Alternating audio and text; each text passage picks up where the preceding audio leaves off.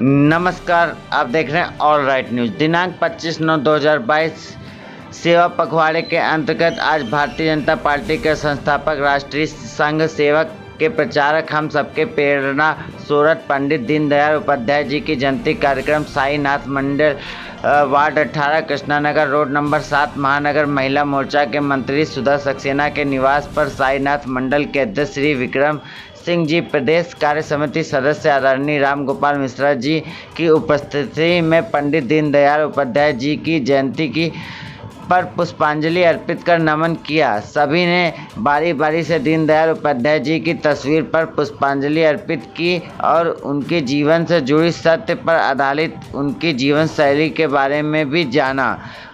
उसके उपरांत भारत के यशस्वी प्रधानमंत्री जी की मन की बात कार्यक्रम को भी सभी पदाधिकारियों एवं देवतुल्य कार्यकर्ताओं बंधुओं ने ध्यानपूर्वक सुना। इस मौके पर भाजपा के वरिष्ठ नेता आदरणीय राम प्रसाद मिश्रा जी द्वारा माल्यार्पण करते हुए उनके जीवन की घटनाएं भी बताए। साथ ही मोदी जी के मन की बात का कार्यक्रम भी सुना गया, जिसमें वार्ड 18 के मंडल अध्यक्ष विक्रम सिंह जी, मीडिया प्रभारी संजय भाई, विकास उपाध्याय, राजेश उपाध्याय, पंडित जी, महिला मोर्चा की शेफाली, अंजू भारद्वाज, आराधना शर्मा, अर्पणा सुलेखा, अंशु मीरा उपस्थित रहे। अंत में सुधा सक्सेना ने सभी का आभार व्यक्त किया।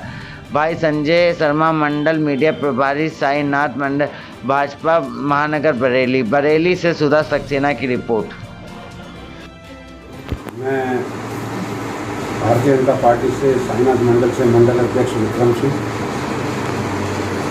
आज हमारे मंडल में वार्ड 18 में बहन सुधा सक्सेना जी के निवास पर हमारे सबके प्रेरणा स्रोत, हमारे मार्गदर्शक और भारतीय जनता पार्टी के संस्थापक आदरणीय पंडित दीनदयाल उपाध्याय जी के जयंती पर हम लोग यहाँ एकत्रित हुए हैं।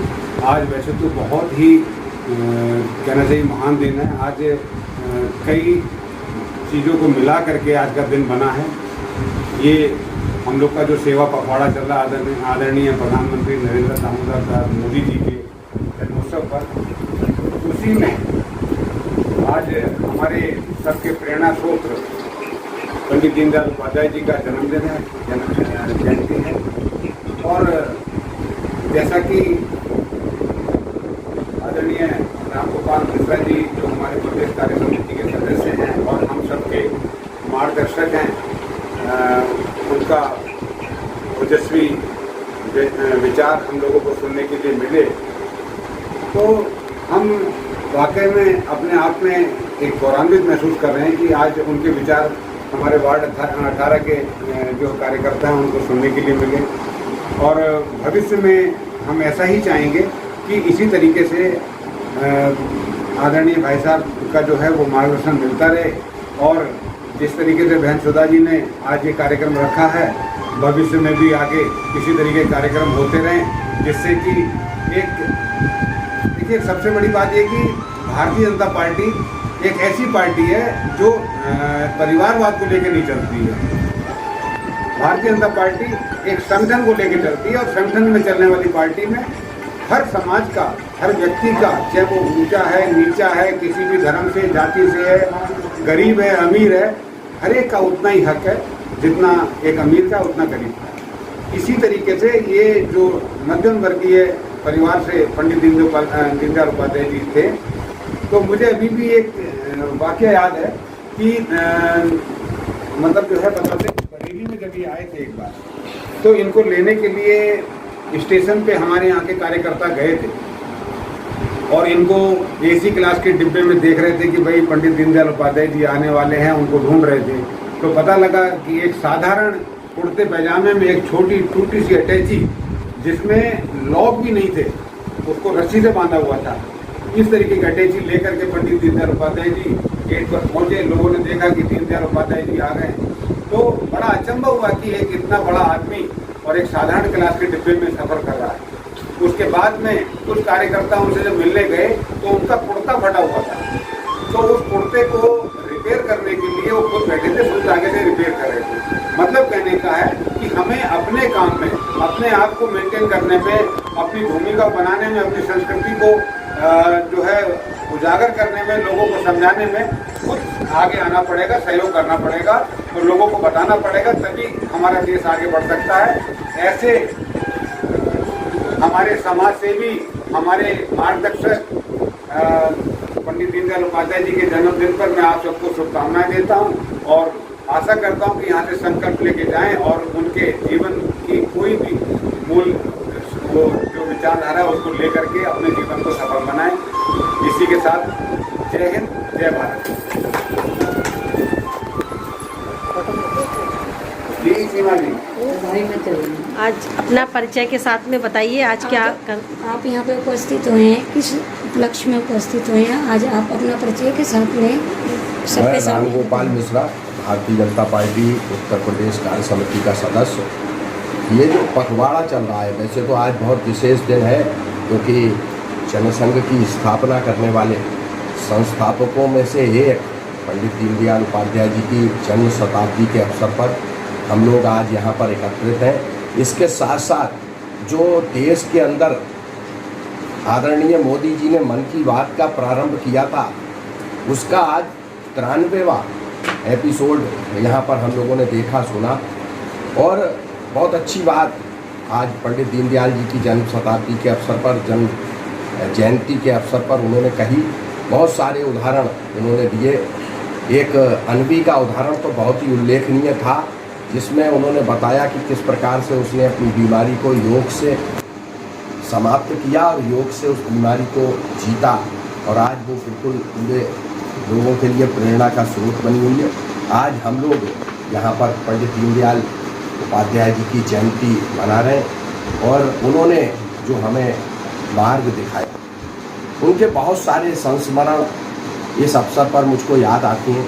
एक संस्मरण ऐसा था जिसमें उन्होंने बहुत अच्छी बात कही। वो जब कहीं यात्रा करते थे, पुराने समय में हम लोग देखें आज़ादी से पूर्व देश के अंदर बहुत सारी सुविधाएं तो आने जाने की नहीं थी, लेकिन जो रेलगाड़ियां चलती थी तब जब वो सफ़र पे जाते थे, प्रवास पर जाते थे, तो वो अपने साथ आध्यात्मिक उपन्यास, आध्यात्मिक ग्रंथ लेकर चलते थे। उनके पास जितना भी खाली समय होता था उसमें वो उन ग्रंथों का स्मरण करते थे, पढ़ते थे, उनको देखते थे।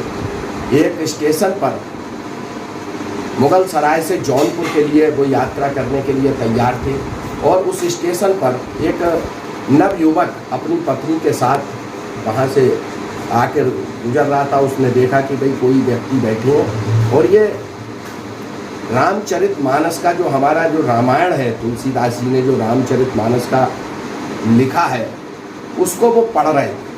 अब वो नवयुवक थे, उन्होंने उनकी मजाक बनाई, कुछ उन पर कटाक्ष किए, लेकिन उन्होंने इन सब बातों की परवाह न करते हुए अपने उस अध्ययन में अध्ययनरत रहे। थोड़ी देर में गाड़ी आई, गाड़ी पर वो सवार हुए। उसी डिब्बे में एकदम से शोर मचने लगा और वो जो नवयुवक था जो अपनी पत्नी के साथ यात्रा में जाना चाहता था, वो एकदम चिल्ला रहा था। उन्होंने कहा, पंडित जी बोले कि भाई क्या बात हो गई, कैसा क्या हो गया? बोले वो मेरी पत्नी नीचे रह गई। उन्होंने कहा कि अगर देखो तुम लोग कटाक्ष कर रहे थे, हम पे हंस रहे थे, अगर तुमने ये रामायण का पाठ याद किया होता या रामायण पढ़ी होती तो तुम पे ये मुसीबत नहीं आती। बोले क्या मतलब? बोले देखो इसमें लिखा है तुलसीदास जी ने कि सीए चढ़ाए चढ़े रघुवर, यानी कभी भी अपनी पत्नी को या अपनी किसी भी महिला के साथ आप जा रहे हैं तो उसको भगवान ने भी कहा है कि भाई जब तक नाव पर जब वो बैठे केवट की और गंगा पार जा रहे थे तो उन्होंने पहले सीता जी को चढ़ाया। कहीं भी यात्रा में आपने देखा होगा जितना भी वर्णन हुआ, समझदार व्यक्ति जब यात्रा करता है तो पहले अपने बच्चों को, पत्नी को चढ़ाता है। कहीं भी बैठालने की बात आती तो पहले पत्नी को और बच्चों को बैठालता है, बाद में बैठता है। लेकिन उन्होंने उस सब चीज़ का बहुत ज़्यादा वो करा। बोले भाई अब तो अगली स्टेशन पर गाड़ी रुकेगी, अब तुम्हारे धुंध बचाने से कुछ होगा नहीं। लेकिन कहने का उद्देश्य ये है कि उन्होंने जिस प्रकार का अपना सीधा सादा जीवन व्यतीत किया, एक आचरण, एक आदर्श प्रस्तुत किया, वो आदर्श आज भारतीय जनसंघ के बाद भारतीय जनता पार्टी के रूप में दिखाई पड़ रहा है। आज पूरी दुनिया के अंदर जो भारतीय जनता पार्टी का बोलबाला हुआ है, जो भारतीय जनता पार्टी की संस्कृति से बने हुए लोगों की जो सत्ता आई है, जिस प्रकार से शासन पर आज उनके विचारों के लोग बैठे हैं, उन्होंने दुनिया में देश का नाम बहुत ही गौरवशाली बनाया है। हम लोग आज कितने प्रसन्न हैं कि आज भारत को अच्छी नज़रों से दुनिया में देखा जा रहा है। भारत की बात को बड़े बड़े देश, दुनिया के तमाम बड़े बड़े देश भारत की बात को प्रधानमंत्री यशस्वी आदरणीय नरेंद्र मोदी जी और हमारे पूरी दुनिया में जिस प्रकार से उनके विचारों को सुना जा रहा है, उनकी बातों को कहा जा रहा है कि भाई अगर कहीं पर भी दुनिया में किसी देश के ऊपर कोई बात आती है तो तमाम ब्रिटेन, अमेरिका, रूस, जापान, चाइना जैसे देश इस बात की प्रतीक्षा करते हैं कि भारत के प्रधानमंत्री आदरणीय मोदी जी क्या बात कहते हैं। इसलिए आज हम लोग इस अवसर पर हम पंडित दीनदयाल जी के विचारों से उनके बताए रास्ते पर चलने का संकल्प लें और इस भारतीय जनता पार्टी को जिस मुकाम पर हम लोगों ने पहुंचाया है, कार्यकर्ताओं के अथक प्रयासों से भारतीय जनता पार्टी आज दुनिया में, देश के अंदर जिस ऊंचाई पर है और भारत में अपने विचारों के लोगों को सरकार में लाकर जिस प्रकार से भारत का गौरव बढ़ाने का काम कर रहे हैं, ऐसे ही इस काम में जुटे रहें। आपका बहुत बहुत धन्यवाद। जय हिंद, जय भारत, जय माता। तो आप यहाँ